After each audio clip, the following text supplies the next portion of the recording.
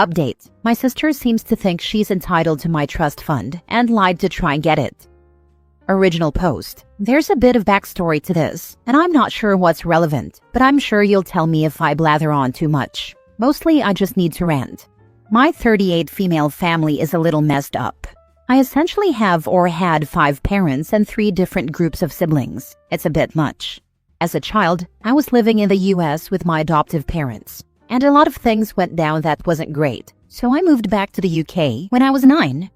I had a lot of trauma and the beginnings of a rather serious drug problem, and so my American dad set up a trust for me before he died, so that anything mental health related was paid for, and I didn't have to stress about being able to sort myself out as I got older. It's been rather handy over the last 30 years, paying for a home when I was a teenager, therapy, rehab, basically anything needed to help me not die. At some point in my teenage years, I made contact with my biological parents and their other kids and was welcomed back into the fold.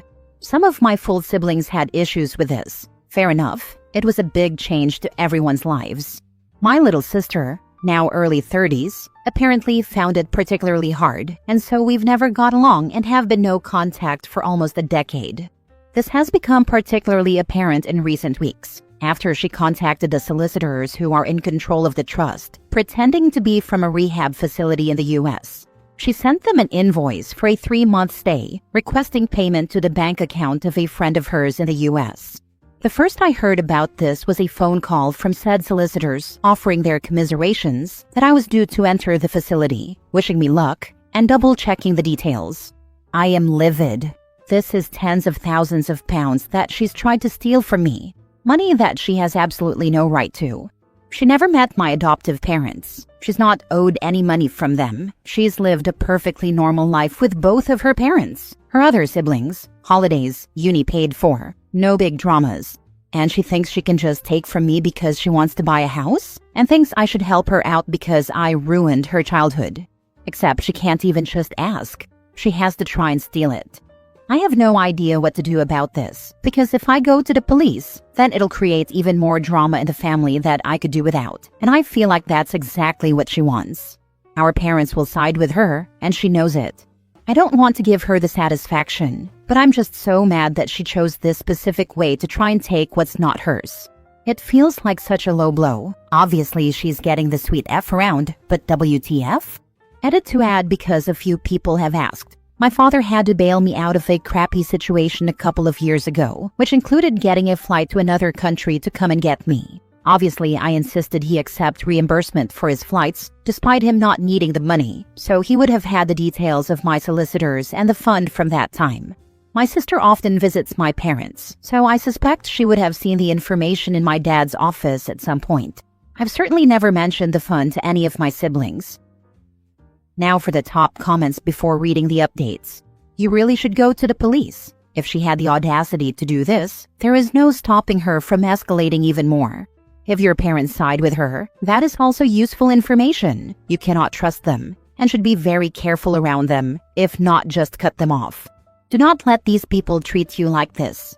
Family or not, you deserve respect. Yep. Also, this is not probably the first time she tried fraud, scam, and identity theft. Other family members have also probably suffered from it. These scammers often try with family first, because it's easier to get family information to set up duplicate accounts. Might want to run a credit check on yourself as well. Calling the police is definitely the appropriate thing to do. Does she know you caught on to her attempt at stealing your money? Have you confronted her?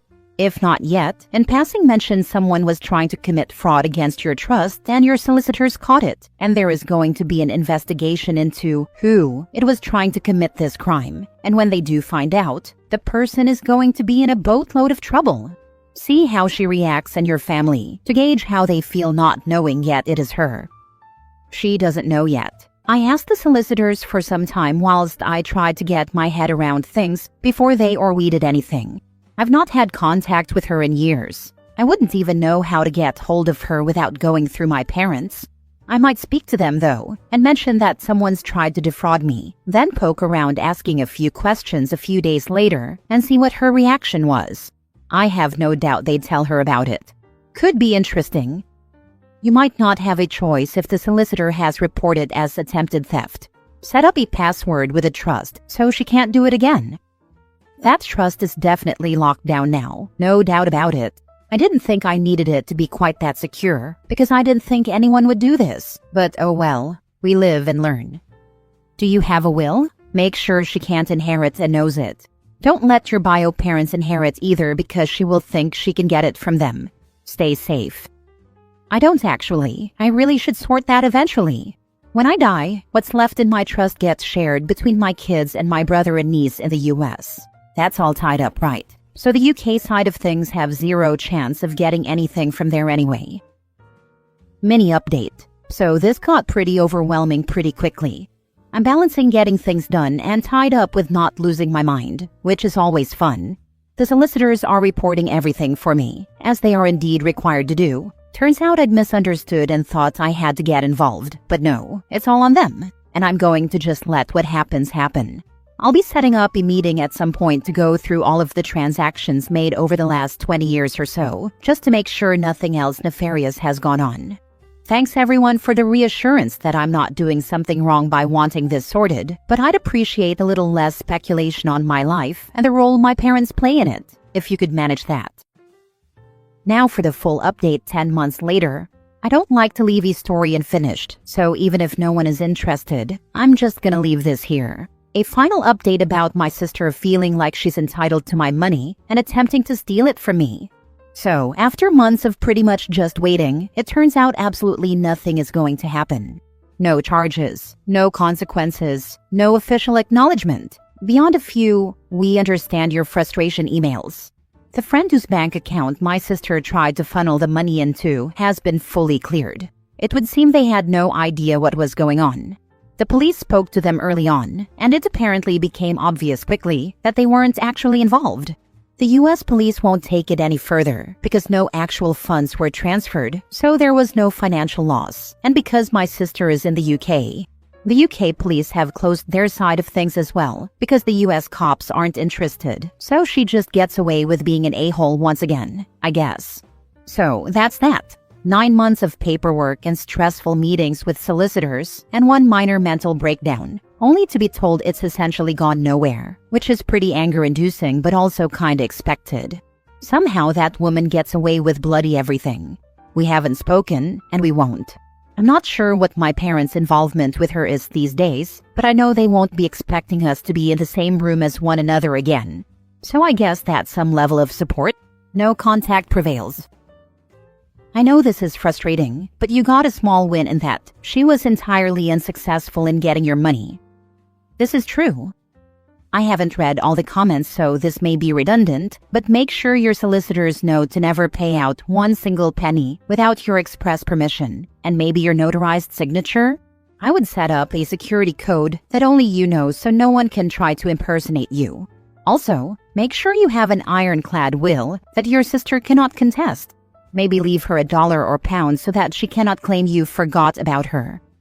If OP is adopted, then legally speaking, her bio relatives aren't her relatives anymore, as all ties were legally cut. Yep, this. In the eyes of the law, other than my husband and kids, I have one stepmother and one niece. Time for a new bank, one that she does not know about. Solicitors have closed everything down and made it effectively inaccessible for anyone but myself and my husband, so we should be good on that front. Next story. Am I the a-hole for telling my parents if they subsidize my sister's living expenses, do not expect me to subsidize theirs? My sister has a decent job, but has yet to move out of our parents' house, because why pay rent, food, utilities, etc. when you can get it for free? She is 26 years old and loves to brag about how much she is saving by not paying rent and stuff. She is currently on a vacation with friends in Japan. So I recently told my parents they need to give her the boot and let her be an adult, or I will stop helping them out with their expenses. Our parents did good by us, and I don't mind helping them out, but I don't feel right giving my sister a pseudo-free ride. She brags about how she is ahead of the game for retirement and stuff.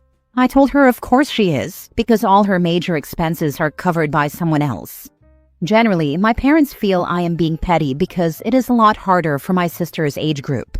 I reminded them it was hard for me too, but I had to make it work. For whatever reason, they feel she has it so much harder and needs this extra support. I agree that maybe an aspect of jealousy is present because living at home was never an option for me. For my sister, it was just assumed, but the other reality is my parents could not afford to let her live rent-free if I was not helping them out. I pay their mortgage, insurance, and property taxes. They suggested I use that money to help my sister instead, so she can move out. What? She can afford to fly and stay in Japan for 1 month. She goes on multiple vacations a year, and she needs help paying rent? I get that they are worried about her mental health. She shuts down very easily, and in high school she had a bad stint with self-medicating. So sure they are afraid of her going back down that rabbit hole.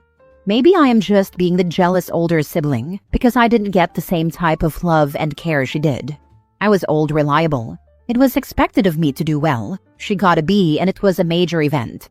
I graduated with honors and got a card with $50. She graduates, and it's a major milestone and family event. I get that parents grow as they get older, and we have a 10-year age gap between us. Though yeah, am I being an a-hole here for not taking into account my sister's and her generation's issues and hardships? I have the means to help. Like my dad said, I should just help because it is the right thing to do. Am I being petty? Not the a-hole. Stop paying for their stuff, unless the house is yours. If the house is yours, your sister can pay rent to you. I really don't understand why you're paying everything for all 3 of them, which you are doing. I get the care insurance, but that's it. You say it doesn't affect your life, but it does. That money can secure your future. It feels like you're trying to buy their love. As the poster above has said, continue paying if the house goes in your name. Why are you giving them money they never gave you? Why don't you save that money for yourself and let your sister pay rent? You have been old reliable because you won't actually stand up for yourself. You are enabling your sister by helping your parents. If your sister has no job, how do you think she can afford to go live in Japan? You need to learn to be selfish like your parents and your sister by not giving them money they never gave you. Tell them you learned from them not to give money to family, as they have never given money towards you. She has a job, and what I give my parents is 100% disposable income. By no means am I hurting, which is where the pettiness comes into play. That's not the point that it's disposable. Why are you giving them money in the first place? Actually, what you are doing is already helping them subsidize your sister. You have to realize that, right? Was just trying to help out. They have been using said money to booster their retirement account. The original goal was to free up funds for them to save more for their retirement and for me to help them off the house sooner so when they retire, they don't have to worry about such a large sum. By 2031, the house should be paid off at the rate I am going. I also pay for their LTC insurance policies, just in case if they need them in the future. Yeah, I know, which is why I am torn, because I want to help them and allow them to live comfortably in their twilight years with minimal worries and concerns.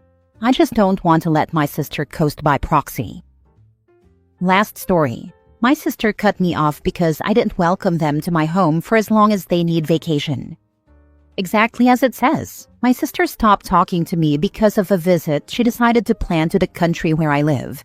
At first, when she told me she and her family were thinking of coming, I was genuinely excited. I hadn't seen them in a long time, and I thought it would be a fun, meaningful reunion. But as the details started to come out, the excitement turned quickly into anxiety. They weren't talking about a short trip. They were planning to come for a couple of months. Not weeks, months. And from the way they talked about it, it was just automatically assumed that they would be staying with me the entire time.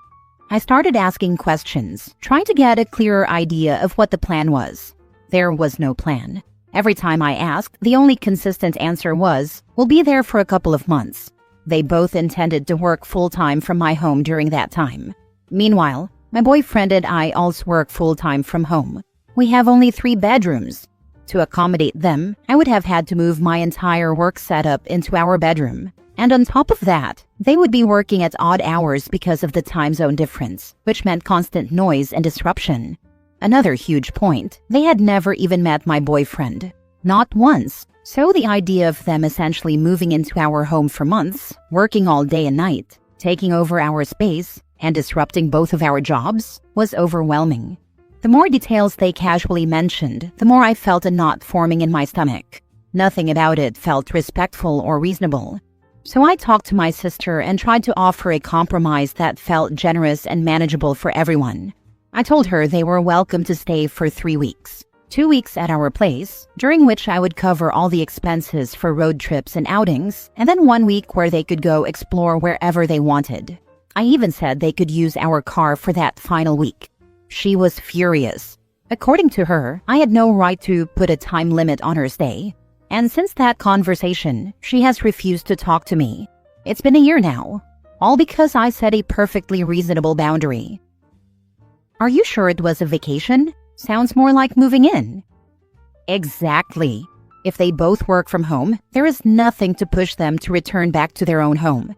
Is there anyone else OP can talk to where she lives to find out if they are letting go of their place back home? Or mutual friends that might know what the sister is really up to?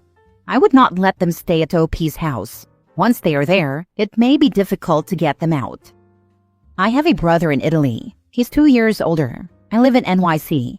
I visit him every couple of years. I stay with him and his wife about 7 to 10 days. I cook a bit and pick up some bills at the supermarket. He came to stay but was really just passing through on the way upstate to see our mom. I picked him up and dropped him off at the airport 4 times and took him out for lunch. I recently got over a heart attack and stomach surgery last year. I'm just not feeling 100% yet. He was so offended I didn't roll out the red carpet and wasn't waiting on him enough, according to him. He was so upset he won't speak to me again. We spoke every day forever via online for 20 plus years. We were as close as brothers can be. I apologized that I disappointed him and did my best to patch things up, to no avail. It's just insane that he's gone no contact. We even buried our dad this past summer and I thought we came together. Nope. It's like I have no brother now. Just crazy how it went. You can only control your behavior, no one else's. Try and take the high road. Be kind and support them the best you can, but keep your peace. I really understand your predicament. Best wishes for resolution.